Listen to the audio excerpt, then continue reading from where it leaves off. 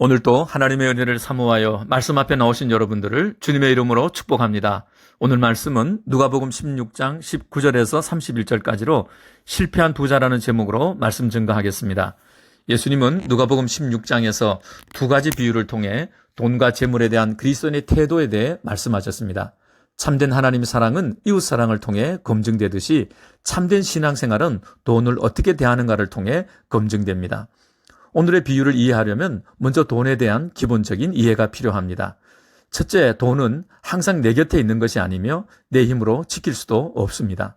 따라서 돈이 내게서 떠나기 전에 그 돈을 없어지지 않는 영원한 것으로 바꾸는 것이 지혜로운 사람입니다. 첫 번째 비유에서 주인의 모든 소유를 맡은 불의한 청지기가 자기 마음대로 돈을 쓰다가 주인에게 큰 손해를 입히게 됩니다. 주인이 알고 그를 불러 책망하고 며칠 안으로 자리를 정리하라고 해고를 통보합니다. 먹고 살 길이 막연해진 청지기는 고민하다가 주인에게 빚진 사람들을 불러서 빚을 절반으로 탕감해주는 계약서를 써줍니다. 당시 청지기란 직책은 주인으로부터 모든 권한을 위임받았기 때문에 이런 일이 가능했습니다. 그는 자기가 쫓겨난 후에 도움받은 그 사람들이 친구가 되어서 자신을 영접할 것이라고 믿었습니다. 나중에 주인은 비록 불의한 청지기이지만 없어질 돈으로 자신의 미래를 준비한 그의 지혜를 칭찬했습니다. 예수님은 이 비유의 끝에서 세상의 재물로 친구를 사귀라. 재물이 없어질 때에 그들이 너희를 영원한 처소로 영접할 것이라고 말씀했습니다. 돈은 잠깐 있다가 없어지지만 영원한 하나님 나라를 위하여 쓴 돈은 영원히 없어지지 않습니다. 보이지 않지만 영원한 가치를 지닌 것을 얻기 위해서 없어지고 썩어질 것을 내어주는 사람은 결코 어리석은 사람이 아닙니다. 두 번째 비유에 나오는 부자는 사치스러운 옷에 날마다 호화스러운 연애를 즐기며 가진 돈을 자기 욕심을 위해서만 썼습니다. 그는 신명기 28장을 근거로 부와 건강과 명예를 하나님이 주신 축복의 상징으로 믿었습니다. 하나님을 잘 섬기면 이런 복을 받는다고 믿었습니다. 그래서 가난하고 병든 사람은 죄 때문에 하나님의 벌을 받는데 그들을 도와주면 하나님이 하시는 일을 해방하는 것이 되기 때문에 가난의 문제는 자신이 스스로 해결해야 할 문제라고 생각했습니다. 부자는 대문 앞에 버려진 채 구걸하는 거지를 아무런 감정 없이 풍경처럼 바라보며 그냥 지나쳤습니다. 신명기 28장은 하나님이 주시는 복을 말씀했지만 신명기 15장은 복을 주신 목적에 대해 말씀했습니다. 그것은 가난한 형제에게 내 손을 펴서 필요한 것을 넉넉히 꾸어주라는 것입니다. 꾸어주라는 것은 가난한 형제에게 행한 것은 하나님에게 행한 것과 같으니 하나님이 갚아주시겠다는 뜻입니다.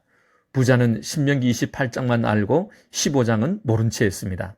하나님은 궁핍한 형제에게 아무것도 주지 않으면 그것이 내게 죄가 되리라고 말씀했습니다. 죄를 짓지 않는 것도 중요하지만 해야 할 일을 하지 않는 것도 죄입니다. 부자는 남을 해치지는 않았지만 자기 대문 앞에 있는 거지 나사로에게 아무 일도 하지 않았습니다.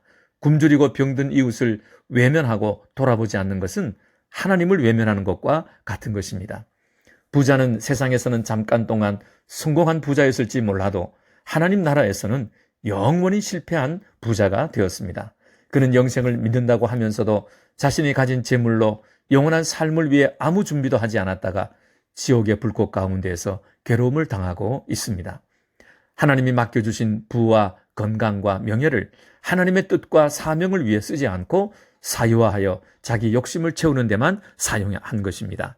나사로에게 부자의 상에서 떨어지는 부스러기는 부자의 적선이 아니라 부자가 버리는 쓰레기였습니다. 부자의 거실과 대문까지의 거리는 언제나 오고 갈 만큼 가까웠지만 부자의 마음과 거지 나사로 사이의 간격은 멀고도 먼 거리였고 죽어서는 영원히 오고 갈 수 없는 큰 구렁텅이가 되고 말았습니다. 부자는 상대적입니다. 자신을 기준으로 더 많이 가진 사람은 부자이고 가지지 못한 사람은 가난한 자입니다. 그래서 세상에는 부자가 있으면 항상 가난한 자도 있습니다. 부자들은 이 간격을 더욱 넓혀가려고 욕심을 내고 가난한 자들은 이 간격을 메꾸려고 몸부림을 치지만 자기 힘만으로는 불가능합니다. 하나님이 남보다 내게 많이 주신 것, 돈, 재능, 건강, 시간, 기회 등등은 그것이 없는 사람들과 나누어 함께 살라는 뜻입니다. 그렇게 하지 않을 때 이 둘 사이에는 건널 수 없는 간격이 생기게 됩니다. 부자와 가난한 사람 사이의 간격을 메꾸어 함께 하나가 되어 살라는 것이 창조주 하나님의 뜻입니다. 태어날 때 금수저와 흙수저 사이에 생긴 차이가 평생의 차이로 굳어지는 사회는 희망이 없는 병든 사회일 것입니다. 하나님의 나라 천국은 하나님 사랑과 함께 형제 사랑으로 이 간격이 메꾸어진 곳입니다. 세상에서 성공한 부자였던 사람이 어떻게 천국에서 실패한 부자가 되었을까요? 부자와 거지 나사로의 비유는 사실 바리새인들에게 주신 것입니다. 예수님은 바리새인들은 돈을 사랑하는 자들이라고 말씀했습니다. 그들은 안식일에 성전 예배를 드리며 율법을 지키는 데는 열심이었지만 그 목적은 돈 때문이었습니다. 그들의 마음속에는 하나님이 아니라 돈이 가득 차 있었습니다. 예수님은 분명히 사람이 하나님과 돈을 겸하여 섬길 수 없다고 말씀했습니다. 옛날이나 지금이나 돈은 항상 하나님의 자리를 차지하려는 요주의 대상입니다. 돈은 가공할 만한 마성과 마력을 가지고 있습니다. 사람들은 돈을 자신의 안전을 보장해주고 원하는 것은 모두 이루어주는 전능한 신과 같이 믿고 있습니다. 그러나 돈은 우리 생명을 지켜주지도 못하고 죽음에서 구원해주지도 못합니다. 예수님은 부자의 참된 신앙의 모습을 종교 생활이 아니라 돈에 대한 태도를 통해 검증하셨습니다.